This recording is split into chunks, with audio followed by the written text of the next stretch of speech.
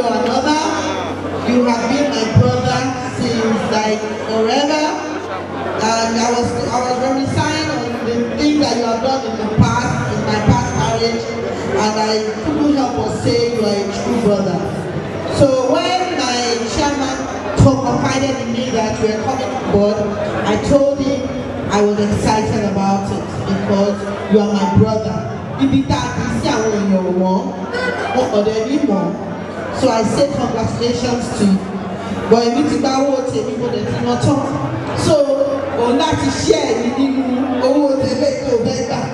Don't share no matter how. But when you not to continue. But I'll say welcome to the family of Kade King's Property. We in Kade King's Property, we understand value, we understand depth, and we can't everywhere. In the water affordable go. When you come and do business with us, I'm a mirror on the long run. How do I mean? You can pay small. And when you start paying, it doesn't buy you from starting to build. And it's and it's in Ikorodu, and it's Sacha, and it's in different places. And it's in Shimawa, and guess what? You can start building immediately because I think college people there. So guys, come and do business with us and you won't regret it. I say kudos to my chairman. Secret somewhere there is a shy person. I don't know what's happening. No will come out.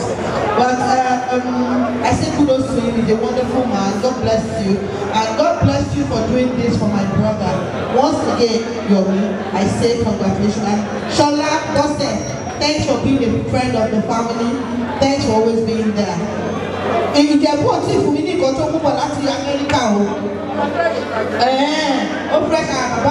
Well done. And thank you for everybody that has come all the way from far and wide to come and celebrate with this young man. Happiness will not depart from your home.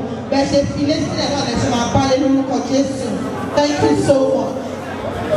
Alright, distinguished guests, ladies and gentlemen, without wasting multiple time, where this has been done, I would like to call on one of the biggest, the widest Yoruba chanter to come on the podium, my daddy, who knows the rudiment of Oriki.